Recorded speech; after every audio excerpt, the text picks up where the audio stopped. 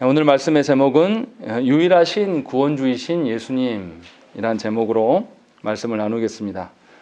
우리가 말씀에 들어가기 전에 우리가 지금 무엇을 배우고 있는가를 한번 생각을 해봐야 됩니다. 우리가 지난 두 주간 동안에 사도신경의 일부를 배웠습니다. 사도신경 중에서 성부 하나님과 우리의 창조에 대해서 배웠습니다. 그래서 하나님께서는 시간을 창조하셨고 또 보이는 세계만이 아니라 보이지 않는 세계도 창조하셨다라는 것을 배웠어요. 그래서 보이지 않는 세계 중에서 하나님이 천사를 창조하셨는데 천사를 우리가 숭배해야 될 존재가 아니라 천사를 사람보다 못한 존재로 하나님께서 수종들게, 하나님을 수종들게 하시기 위해서 그들을 창조하셨고, 사람은 천사와 다르게 하나님의 형상을 따라 창조하셨고 또 사람에게 피조된 세계를 다스리도록 하나님께서 권한을 주셨다라는 거죠. 천사에게는 이런 권한이 없어요. 그러니 우리는 하나님의 자녀이고 천사는 여전히 하나님의 수종들은 종인 것입니다. 그런 점에서 존재가 완전히 달라요. 분명하게 우리가 더 귀중한 존재이고 우리가 천사를 섬기고 천사를 추앙하는 그런 자가 아니라 하나님을 섬기는 면에서 섬김의 연장에서 비슷하지만 우리는 하나님의 자녀고 그들은 종이다 라는 것을 분명히 밝혔습니다. 그래서 이제는 우리가 하나님의 다스림 가운데 서야 됩니다. 그러면 이 하나님의 다스리심이 우리의 다스림의 연장이 되는 것인데요. 그렇다면 우리가 우리 마음대로 다스리는 것이 아니에요. 자꾸만 그 개혁주의 내에서도 하나님이 이 권세를 주심이 다스리는 자의 특권으로서의 권세만을 말하는 분들이 있어요. 그러나 그렇지 않아요. 하나님께서 다스림이라고 주셨다는 것은 하나님이 피조세계를 얼마나 사랑하시고 그것이 전제되어 있는 다스림을 말하는 것이기 때문에 하나님의 사랑과 하나님의 공의를 배제한 다스림일 수가 없는 것입니다. 그러니까 우리가 마음대로 그런 게 아니에요. 권세가 있다고 해서 내 마음대로 할 수 있다. 그런 것을 말하는 것이 절대 아니라는 거죠. 그래서 사람은 하나님께서 주신 영역, 우리에게 주신 가정이나 교회나 또 이 사회에 다스리는 영역 가운데서 반드시 하나님의 관점에서 이 모든 피조 세계를 다스려야 됩니다. 심지어 우리가 태워져 가고 있는 그 모든 영역 안에서 하나님의 다스림이 우리의 역경과 고난까지도 다 포함하고 있다라는 것들을 우리가 알아야 되는 것입니다. 그것이 하나님의 다스림을 인정하는 것이죠. 그래서 고난과 역경 속에서 절망하는 것이 아니라 이 고난과 역경도 하나님이 나를 다스려 가시는 한 방편이구나 라는 것을 인정할 수 있는 것이 창조주 하나님을 섬기는 사람의 합당한 태도라는 것입니다. 그러할 때에 우리는 고난과 역경 중에서도 뭘 발견하려고 하냐면 하나님의 뜻과 의도를 발견하려고 하는 그런 시도들이 우리 안에 있게 되는 것입니다. 그래야지만 하나님이 위임하신 그런 다스림이 우리 가운데 있는 것이죠. 그래서 하나님께서는 이를 위하여서 이러한 다스림을 우리가 행할 수 있도록 하기 위하여서 하나님은 당신의 구원 계획, 당신의 언약의 어떠함을 우리에게 하나님의 택하신 자들에게 알려주셨어요. 그 하나님의 뜻과 계획을 작정이라고 하는데요. 이 하나님의 작정을 우리에게 계시하여 주심으로 말미암아서 우리는 하나님의 작정 속에서 하나님의 뜻 안에서 모든 하나님께서 주신 것들을 다스려 갈 수 있다라고 말씀을 드렸습니다. 왜 하나님의 작정대로 해야 되냐라고 했을 때 하나님이 계획하신 바는 영원한 것이고 또 하나님의 계획하시는 것이라는 것은 하나님의 주권대로 그대로 실현될 것이기 때문에 우리가 하나님의 작정대로 행해야 되는 것이고 세상 어떠한 계획들보다 누구의 계획이 가장 선합니까? 하나님의 계획이 가장 선하고 지혜롭고 효력 있는 것이에요. 다른 어떠한 계획대로가 실행되는 것이 아니라 하나님의 계획대로가 실현되는 것을 믿는 자라면 마땅히 하나님의 주권대로 묻는 것이 마땅한 거죠. 그러니까 교회를 또 가정 안에서 뭔가 대소사를 이뤄나갈 때 목사가 독재할 수 있는 것이 아니에요. 문제가 뭡니까? 목사가 성경을 잘하니까 목사가 결정한 대로 따르게 되면 성도들이 무슨 혼란이 오게 되냐면 하나님의 뜻인지 아닌지 확인할 기회가 없이 막 진행돼 버리는 겁니다. 근데 한국교회에서는 그렇게 막 해버려도 된다고 생각하는 거예요. 그래서 이것에 대한 반감을 든 성도들이 교회가 민주주의해야 되지 않겠냐라고 해요. 근데 교회는 민주주의도 아니에요. 교회의 다스림이라는 것은 하나님의 다스림에 대한 어떤 것이 있어야 돼. 그래서 교회는 민주주의도 아니면서 독재도 아닌 거예요. 그래서 모두가 하나님의 뜻을 보기 위하여서 다스림을 유지해 가야 돼요. 그래서 목사인 목회자가 교회 일에 대해서 성도들한테 광고하고 알리고 무엇이 하나님의 뜻인가 함께 고민하고 그 과정이 길고 더디더라도 그렇게 해나가는 거예요. 아무리 다수결로 성도들이 무엇인가를 이렇게 결정하자고 해도 그것이 성경적으로 합당하지 않을 때는 목회자가 거절할 수 있는 권세가 있는 겁니다. 그런 점에서 교회는 독재도 아니고 민주주의도 아니고 하나님이 다스리실 수 있도록 그 다스림이 있어야 된다는 것입니다. 교회만이 아니라 언약 백성이 살아가고 있는 모든 가정도 또 일터와 사회에서도 이러한 것들이 기반이 되어야 돼요. 그러니까 그리스도인들은 독재를 용납할 수 없는 것입니다. 그러니까 그리스도인들은 하나님을 떠난 민주주의를 말할 수도 없는 거예요. 이것이 우리들이 바라보는 창조주 하나님, 그 하나님을 바라보는 합당한 태도라는 것입니다. 그런 점에서 과연 조국교회 안에 성도된 우리들이 이러한 시각으로 교회를 발견하고 이러한 시각으로 우리에게 주시는 이 사회를 다스려가고 있는지를 살피셔야 한다는 것입니다. 그런 것 없이 그냥 하나님께서 주신 특권을 그냥 방치하게 되면 무슨 일이 생기냐면 우리 안에 세워지지 않아야 될 지도자들이 세워져요. 또 우리 안에 하나님의 뜻이 아니라 사람들이 다 좋아하는 방식으로. 그래서 교회 안에서 무슨 일을 하냐면 교회와 헌금과 모아진 것으로 뭐냐면 성도들이 즐길 만한 체육시설을 만들고 성도들이 원하는 것들을 하는 것. 그런 식으로 하는 것이 참된 교회다. 그래서 교회들이 뭘 짓습니까? 교회들이 전부 카페를 만듭니다. 안 만드는 교회가 없어요. 조금만 커지면. 그리고 전부 교회들이 뭡니까? 더 심한 경우는 교회 안에 체육시설을 만들어서 다른 데 가서 놀지 말고 교회 안에서 놀아. 이것이 교회다. 라고 말하는 것을 우리가 보게 된다는 거죠. 이거는 하나님의 다스리심에 대한 극심한 오해입니다. 아무것도 모르니까 그렇게 하는 거예요. 자기가 원하는 대로.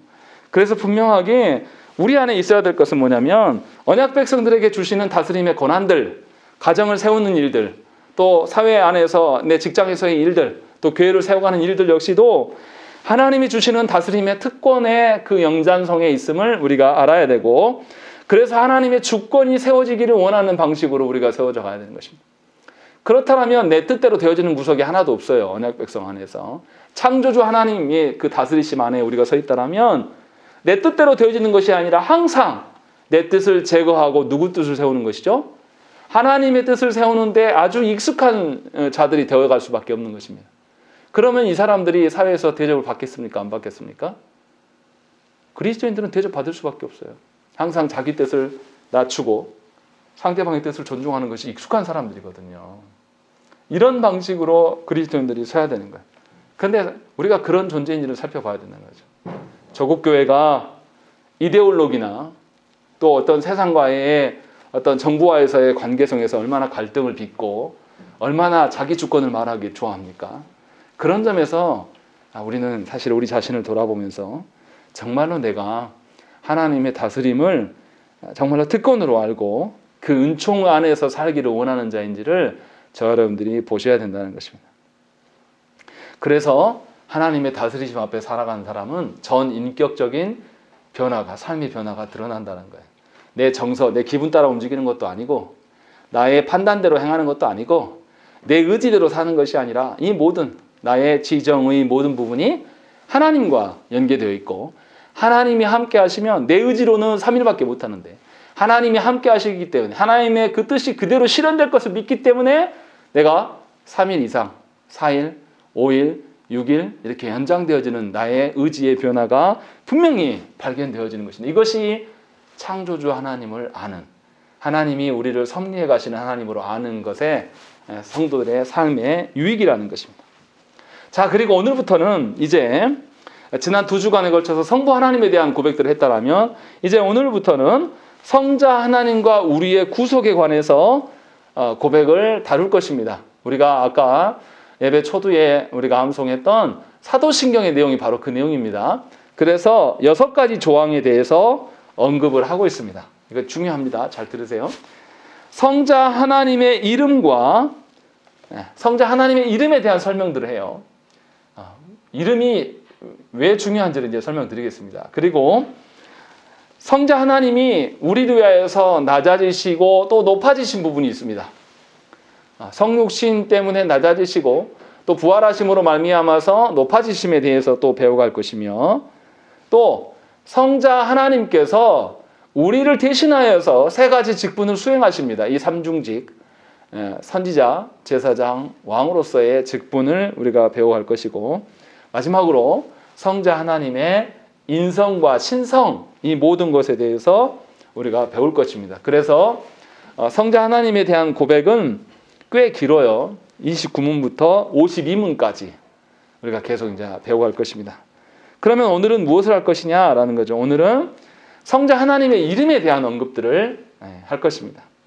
자, 먼저 성자 하나님의 이름을 아는 것은 굉장히 중요해요.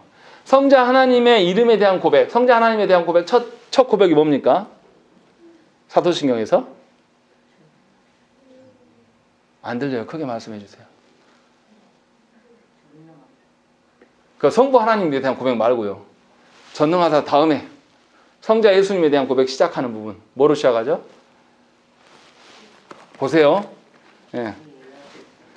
그 외아들 우리 주 예수 그리스도를 믿사오니 라고 되어 있습니다. 이게 복잡하잖아요. 성자 하나님을 믿습니다, 이렇게 하면 되는데 의도적으로 독생자이시며 우리의 주님 되시고 예수님 되시며 그리스도 되신 분을 믿습니다 라고 하면서 여러 가지로 이야기를 한단 말이에요. 그 의미가 하나하나가 의미가 있다는 겁니다. 그래서 오늘은 예수님에 대한 이 이름이라는 것은 성경에서 이름이 나타내는 것이 뭡니까? 성경의 이름 특징들을 봐보세요. 예를 들어서 하나님께서 어떤 자녀를 이름을 모세라 하가, 모세라 했으면 그 아들의 뜻이 나타나요. 분명히 성경에서는 다 어떤 이야기 하냐면 이름을 언급하고 이름의 뜻이 무엇이다 라는 것을 이야기해요. 그러니까 성경에서 이름은 중요해요. 왜냐하면 이름을 통해서 뭘 알 수 있습니까? 하나님의 속성, 하나님의 성품을 알 수 있기 때문에 이름은 너무나 중요해요. 그래서 이 이름을 통해서 하나님의 그 성품을 알 수가 있는 거죠. 그것에서 예수님에 대한 이름, 우리가 오늘 본문으로 읽었던 마태복음 1장 21절의 말씀 우리 한번 다시 읽겠습니다. 시작. 아들을 낳으니 이름을 예수라 하라. 이는 그가 자기 백성을 그들의 죄에서 구원하는 자이시리라 하라. 네, 여기 보면은 뭐라고 되어 있냐면 예수라는 이름을 누가 지었습니까? 누가 지었어요? 하나님이 지었습니다. 예수님을 낳은 그의 육신의 아비 요셉이 지은 게 아니에요. 하나님이 예수라고 이름을 지라고 명령을 하신 겁니다. 예수라는 이름은 구약과도 연계되어 있습니다. 예수라는 이름은 헬라어인데요. 히브리어로 이것을 바꾸면 뭐냐면 여호수아입니다. 여호수아예요. 구약에 여호수아가 많이 등장합니다. 대표적인 케이스 여호수아가 누가 있습니까? 우리가 아는 모세를 뒤를 잇는 이 이스라엘의 지도자 여호수아가 있습니다. 여호수아는 어떤 상황 속에서 이 이스라엘을 이끕니까? 모세가 죽고 광야 생활 40년을 끝낸 이스라엘들을 가나안 정복 전쟁을 행할 때의 지도자로서 서 있습니다.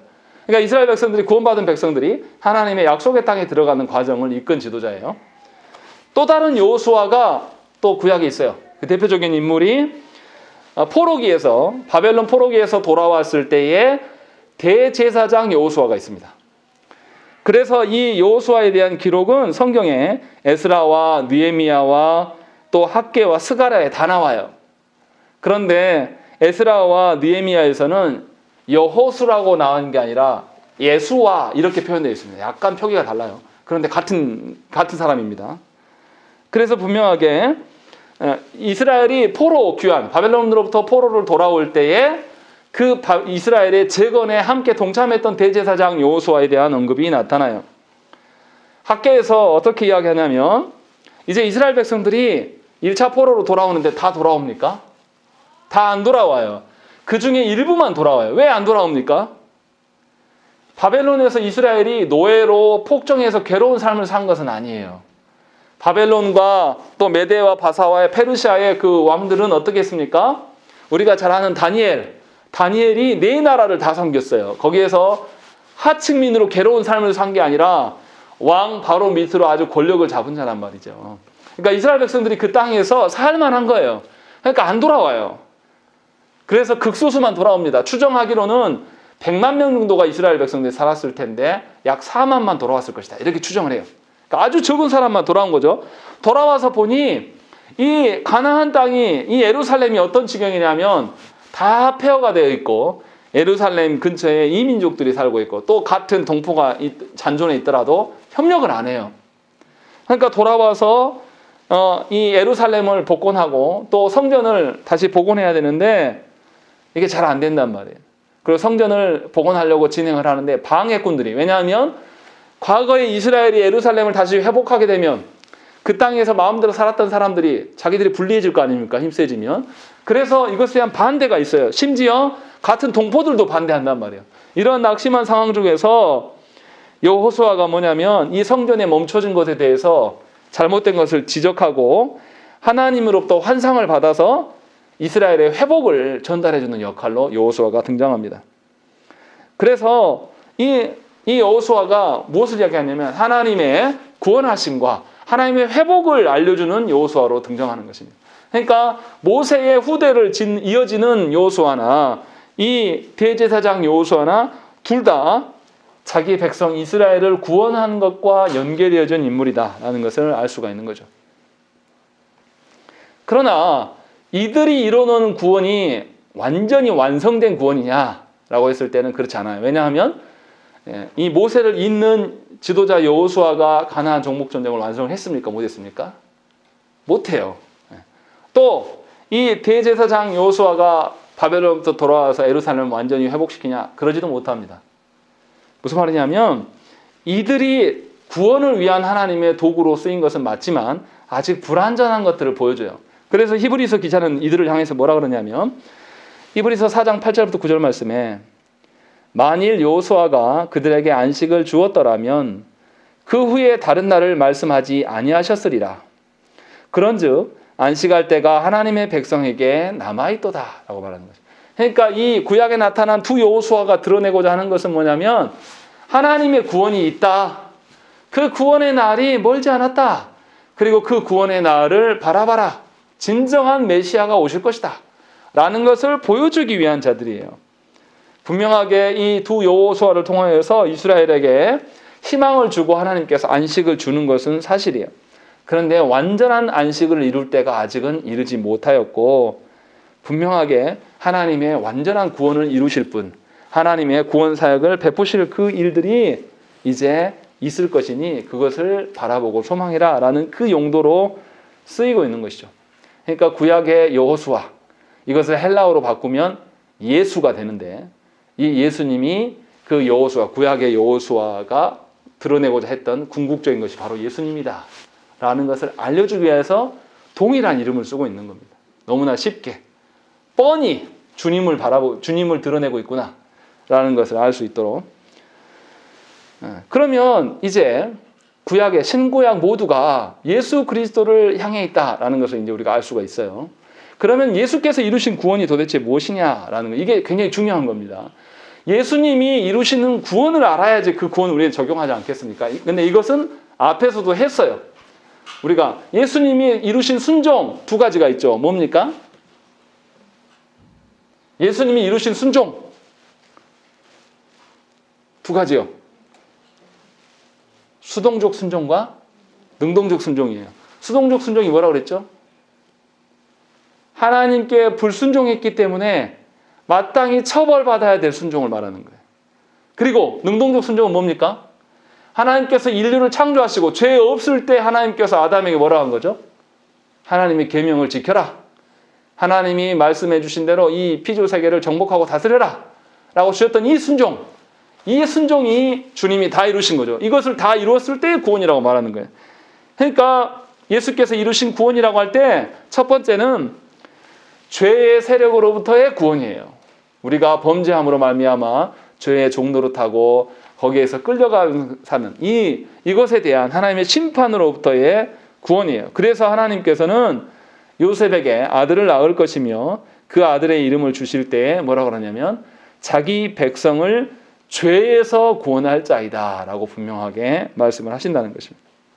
그러니까 우리가 주님 앞에서 구원을 이야기할 때는 반드시 전제될 것이 뭡니까? 죄에 대한 이야기예요. 하나님이 말씀하시는 죄의 정의가 없이 구원을 말할 수가 없다는 거죠.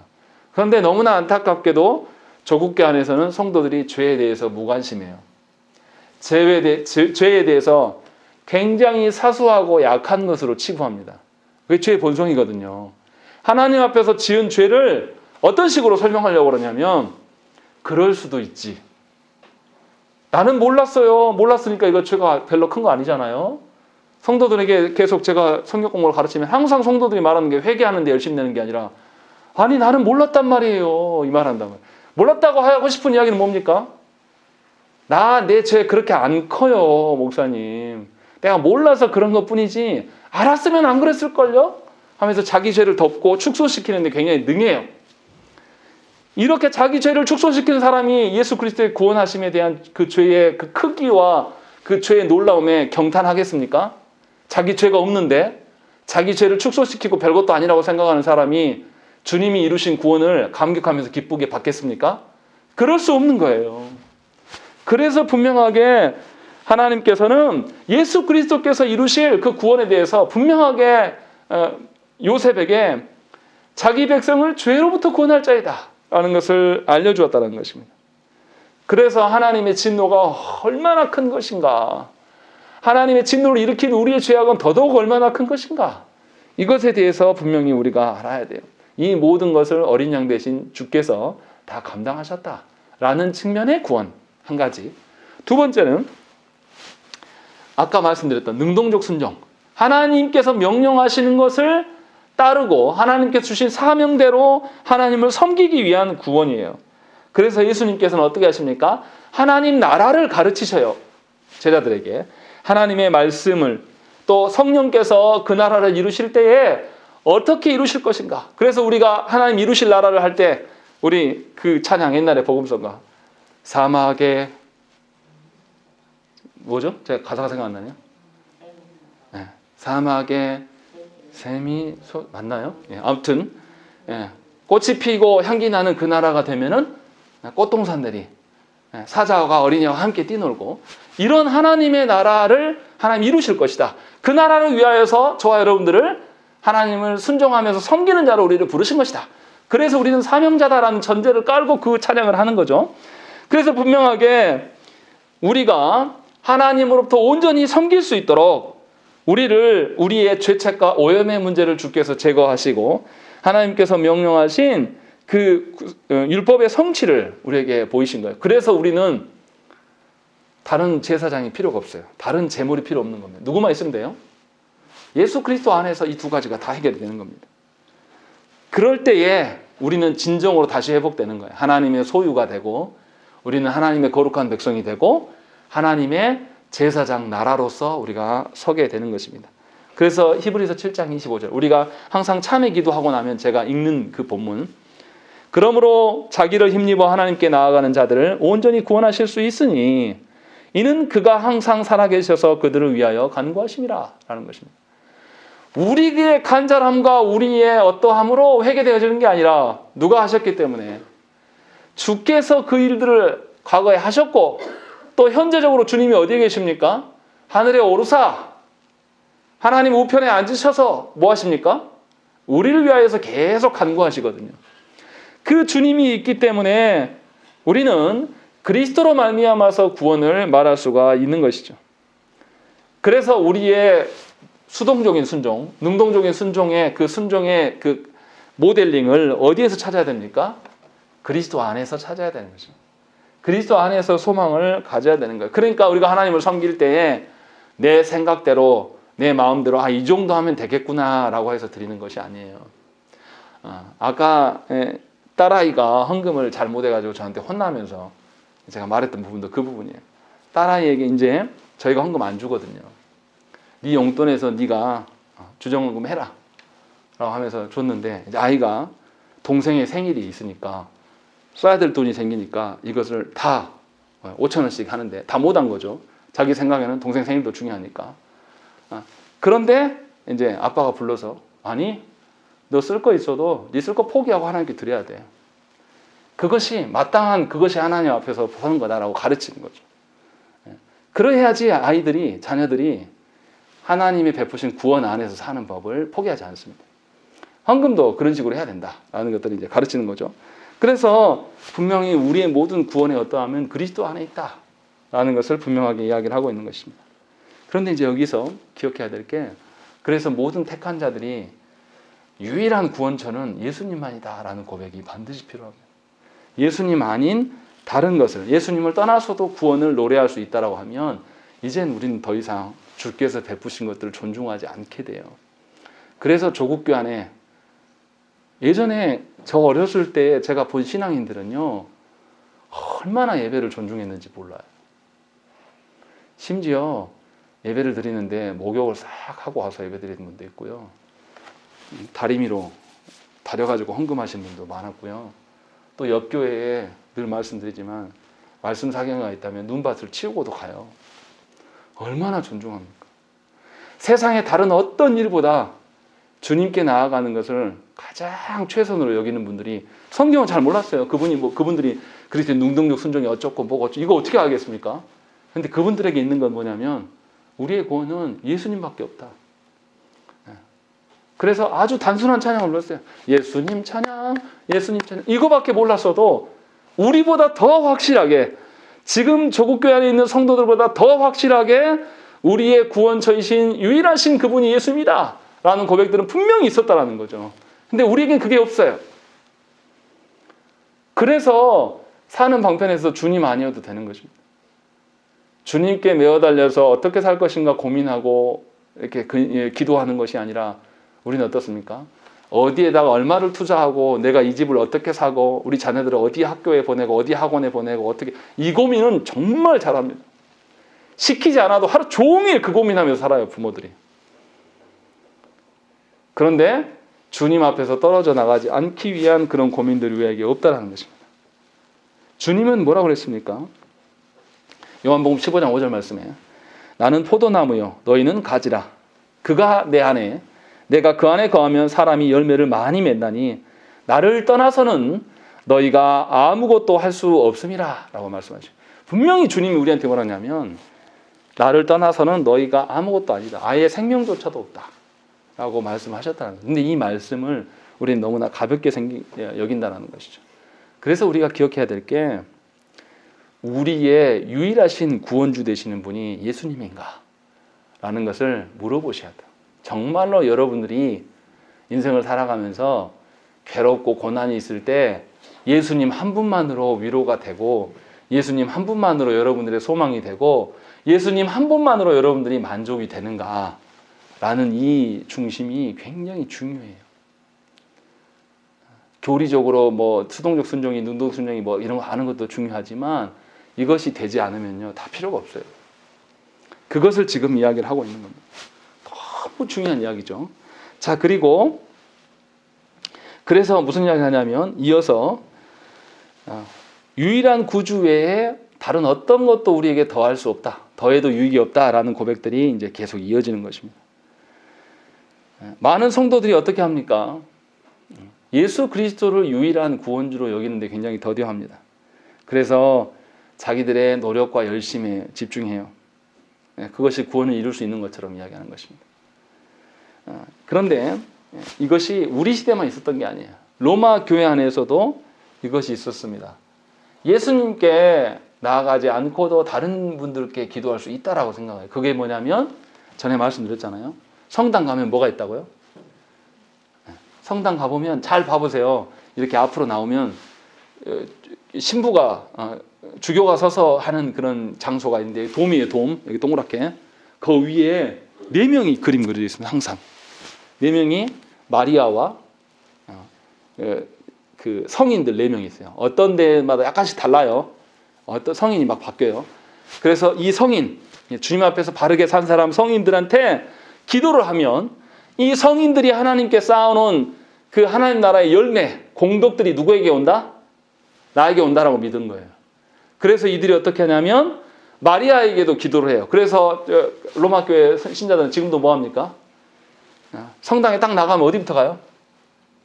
바로 예배당 안 들어가요. 어디 갑니까? 바깥에 있는 마리아상 앞에 가서 빌어요. 마리아가 예수님을 낳아주는 그 공덕과 공로가 있기 때문에 그것이 엄청 커요. 그러니까 그 콩고물이라도 내가 받으려고. 그래서 예수님 안 찾아도 됩니다. 그래서 유럽에 있는 로마 교회 가면은 다 마리아가 그냥 서 있지 않아요. 한국에는 그런 상을 제가 못 봤어요. 마리아가 반드시 뭘 데리고 있습니까? 아기 예수님을 이렇게 안고 있어요. 그래서 마리아를 신격화하는 거죠. 또 마리아뿐만 아니라 성인들. 그래서 여러분들이 아는 발렌타인데이도 사실은 발렌타인에 대한 그 성인이거든요. 그것이 변질돼가지고 이렇게 온 거예요. 근데 우리나라 사람들 얼마나 그날 고난주간이나 주님이 부활하신 날에 대해서는 그렇게 신경 안 쓰는데도 우리는 발렌타인데이는 엄청나게 챙기거든요.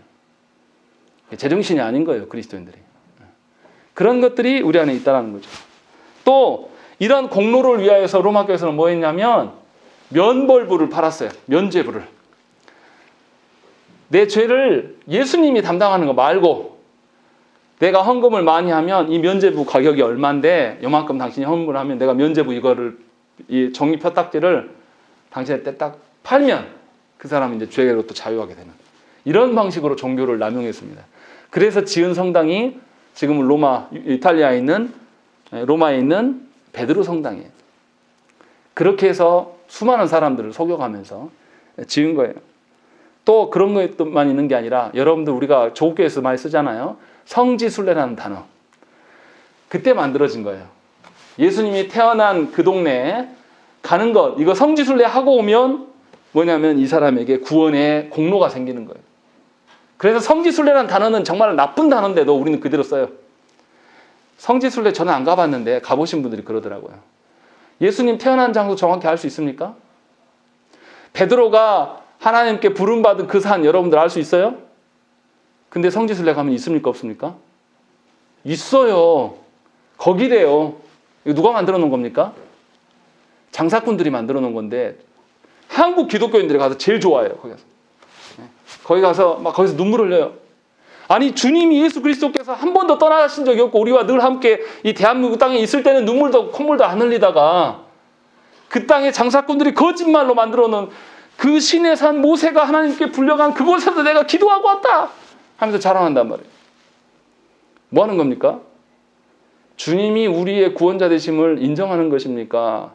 은근하게 그거 말고도 영광스러운 자리가 따로 있다 이렇게 하는 거잖아요, 사실은. 그래서 없어져야 될 것들이에요. 성지순례가 아니라 복음의 경로라든지 교회가 세워진 것들을 가기 위한 것이라면 의미가 있겠죠. 그런데 그런 방식으로 이미 로마 교회에서부터 이것을 남용해왔고 우리는 그것을 안 끊고 지금까지 갖고 있어요. 그래서 그것이 올바르다고 생각하는 거죠. 분명히 이런 교회 역사 가운데 이런 일들이 있었기 때문에 우리는 이것을 끊어내야 됩니다. 그리고 그리스도 외에는 다른 곳에서 어떠한 소망도 구원도 없다는 것을 우리가 세워져 가야 된다는 것입니다. 한국교회에도 그것이 있습니다. 우리 어떻습니까? 기도받기를 원해요. 물론 저같이 영성이 없어 보이고 성도도 별로 없는 목사한테는 어느 누구도 기도받으려고 하지 않겠죠. 근데 우리가 누구의 이름으로 기도합니까? 예수의 이름으로 기도해요. 그러면 영성이 있어 보이는 목사의 기도가 더 탁월합니까? 그냥 우리의 기도가 더 탁월합니까? 다 똑같아요. 누구의 이름으로 기도하니까? 예수님의 이름으로 기도하니까 다 동일한 거예요. 그런데 잘못 알아가지고 영성 있는 목사가 하면 더 뭔가 달라질 것처럼 생각하고 어떤 사람에 의지하여서 살아가는 것, 또 효력 있는 어떤 뭐 기도하는 권사님이라든지 아니면 어디 기도원의 원장님이라든지 사기당하지 마세요. 우리 모두는 누구의 이름으로 기도합니까? 예수님의 이름으로 기도해요. 다만 내가 기도하지 않는 것이 문제예요. 예수님의 이름을 주셨는데도 우리가 기도하지 않는 것이 크나큰 죄악이고 이것이 엄청나다는 것을 깨달아야 되는 것이죠. 이것이 주님이 우리의 유일한 구원주 되심을 인정하는 것입니다. 그래서 분명하게 우리의 어떠함으로 말하지 말라는 거죠. 우리는 또 어떻게도 남용합니까? 내가 기도를 며칠 했다. 내가 또 기도를 얼마나 자주 하는 사람인가, 이것을 근거로 구원에 대한 이야기를 하려고 하는 사람들이 있어요. 내가 특별 새벽기도를 다 참석하고 나는 새벽기도 하루도 안 빠지고 나온다, 막 이런 식으로 하는 거, 이것도 합당하지 않아요. 우리의 횟수나 우리의 어떠함으로 하나님께서, 예수께서 이루신 그 구원을 우리가 이뤄갈 수 있는 것이 아니다라는 것입니다. 그리고 또 우리가 또 어떤 식의 방편도 있냐면, 우리가 좋은 교회에 소속되면 나에게 구원이 있을 것이다 라고 이야기해요. 제가 여기 우리 아파트에서도 믿는 분들을 가끔 만나면요, 그런 분들이 있어요. 다 그런 건 아니지만, 목사님이세요? 저는 누구누구 목사님이 심호하는 그 큰 교회에 다닙니다. 그러면서 이렇게 굉장히 자랑스러워하는 분들이 있어요. 미안하지만 우리의 구원은 누구로부터입니까? 예수 그리스도로부터예요. 내가 속한 그 교회가 크고 엄청난 일을 하기 때문에 구원이 다른 게 아니에요. 다 똑같아요. 그런데 우리는 그런 것들을 가집니다. 그래서 개혁교회 하는 성도들이 교만한 이유가 뭔지 아십니까? 다른 교회에서 안 하는 말씀의 깊이가 있기 때문에 우리는 특별하다고 생각하는 거예요. 자기들만 잘나는 것처럼 생각하는 거예요. 그런데 미안하지만 구원은 누가 이루신다고요? 주님이 이루시는 거예요. 그러니까 우리가 그리스도의 몸으로서 우리의 특별함을 찾아야지, 내가 특정한 누구 목사가 목회하는, 아니면 어떤 큰 일을 행하는 어떤 교회를 따라간, 이것을 버리셔야 됩니다. 그러한 우월주의에 차게 되면 어떻게 되냐면, 이제 선민 사상이 생겨서 이제 그것이 지나치면 어떻게 됩니까? 합동교단이 제일 자주 말하는 거. 우리가 무슨 교단이다? 장자교단이다. 성경에서 장자들이 하나님의 대를 계속 이었습니까? 그러니까 스스로 고백하는 거예요. 나 이건 나가리야, 우리 나가리 교단이야. 우리 잘난 척 하다가 하나님의 앞에서 대열에서 벗어날 수도 있는 그런 존재야. 저는 그렇게 들려요. 장자교단 말할 때마다. 기가 막힌 현실이에요. 이 모든 것들이 얼마나 위험한 것인가를 말하려고 제가 계속 예시를 드는 겁니다. 그러니까 우리 안에 있는 것들, 예수님을 떠나서 다른 것으로 대처하려고 하는 우리의 그 은밀한 마음들을 분명히 제거해야 됩니다. 더 심각한 것은 뭡니까? 정말 죄송한데 이것까지는 이야기를 해야 되겠어요. 기독교 국가 하면 우리 어디 떠오릅니까? 미국과 또 이스라엘을 이야기하는 분들이 너무 많아요. 미안하지만 이스라엘은 기독교 국가도 아니고 유대교 국가고요. 미국은요, 타락한 기독교 국가예요. 세계 전쟁의 주범이에요. 이번에 러시아의 전쟁, 러시아가 우크라이나 침공한데도 누가 관여된 겁니까? 미국이 관여돼 있어요. 정말로 하나님의 나라라면, 예수 그리스도로부터 구원을 받는 나라라면 세계 경찰 노릇 안 해요, 미국이. 왜 나댑니까? 모든 세계의 나라에 대해서 자기가 관여하려고 그러고 주인 노릇 하려고 합니까? 하나님이 그렇게 정복하고 다스리는 적이 없거든요. 그런데 기가 막힌 것은 우리 정치권에 기웃거리는 그리스도인들, 그 사람들이 갈 때, 태극기 집회할 때 태극기만 들고 가는 게 아니에요. 기가 막힌 거. 뭐 들고 갑니까? 미국 국기 들고 가요. 그러면서 하나님의 나라다라고만. 근데 미국은 썩어 빠진 국가. 심지어 무슨 책도 있냐면, 미국적인 영성주의를 조심해라. 정확하게 단어는 생각 안 나는데, 미국적인 기독교 영성에 대해서 조심하라는 그런 책도 있어요. 이미 타락한 기독교다라고 말하고 있는 거예요. 웬만한 목사님은 다 아는 이야기입니다. 그런 식으로 제가 계속 드리고 싶은 이야기는 뭐냐면, 주님 아닌 다른 것들을 우리는 계속 끊임없이 만들어냅니다. 그래서 그것을 근거로 인하여서 우리 구원을 노래하고 우리의 소망을 이야기하고 우리의 어떠함을 이야기하고, 심지어 교회 안에서 히브리식 뭐 하면 된다고. 죄송한데 이스라엘은요, 기독교 국가가 아니에요. 예수님을 쳐 죽인 사람들의 집단이란 말이에요. 회개하지 않았어요. 그들 중에 일부가 기독교인도 있습니다. 그러나 대다수가 이스라엘은 유대교예요. 지금도 뭐냐면 때가 되면 짐승 잡아다가 지금도 제사 드리는 그런 사람들이란 말이에요. 주님이 오신 것을 부정해요, 지금도. 그런데 무슨 이스라엘이 기독교 국가입니까? 자꾸만 라피가 어떻고 이스라엘이 어떻고 이런 소리 하는 목사님들 보면 답답해요. 이런 것에 대해서 저와 여러분들이 분별력을 갖고 그것이 아니다라는 것을 깨달아야 돼요. 주님 아닌 다른 것으로 대처하려고 하는 그 모든 것에서 우리가 다 분명하게 서야 된다는 겁니다. 그래서 벨직 신앙고백서 21조에서는 어떻게 이야기하냐면, 우리는 그분의 상처에서 모든 위로를 얻으며 하나님과 화해할 수 있는 어떤 다른 방법을 찾거나 고안해낼 필요가 없다라는 것입니다. 오로지 예수면 된다라는 거예요.